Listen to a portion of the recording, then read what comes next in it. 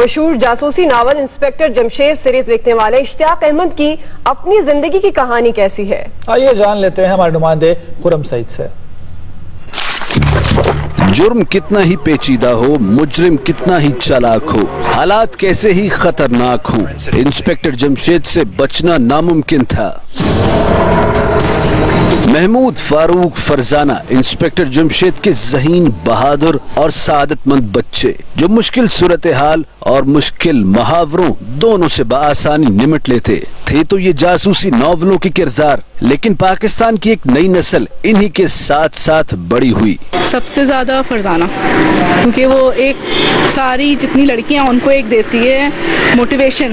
مجھے محمود اور فاروق زیادہ پسند ہیں، اس میں ان کے جو بھائیوں کا لڑائی جھگڑا ہوتا ہے بیچ میں، مجھے بہت پسند ہے۔ جاسوسی ناولوں کے ان لازوال کرداروں کو تخلیق کرنے والا کردار خود کون ہے، یہ جاننے کا اشتیاق ہے تو پھر اشتیاق احمد سے ملیے۔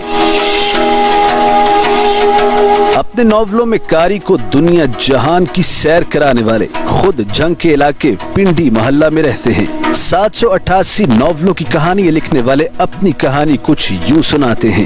بچپن میں مجھے کہانیاں پڑھنے کا بہت شوق تھا، تو میں لائبریری سے کتابیں لا کر پڑھتا تھا، آنا لائبریری، یہ پڑھتا رہا تو ایسے بس جی چاہتا تھا کہ میں بھی کوئی چیز لکھوں، میرا بھی نام شائع ہو کسی کتاب پر۔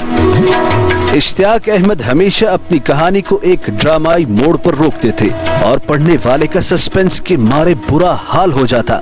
جاسوسی ناولوں میں عام طور پہ یہ ہوتا ہے کہ انسان کو جرم سے نفرت سکھائی جاتی ہے۔ کم عمر کے بچوں کو جب ہم یہ پڑھنے کے دیتے ہیں تو وہ ابتدا سے ہی جرم سے نفرت سیکھتے ہیں اور اپنے وطن سے محبت سیکھتے ہیں۔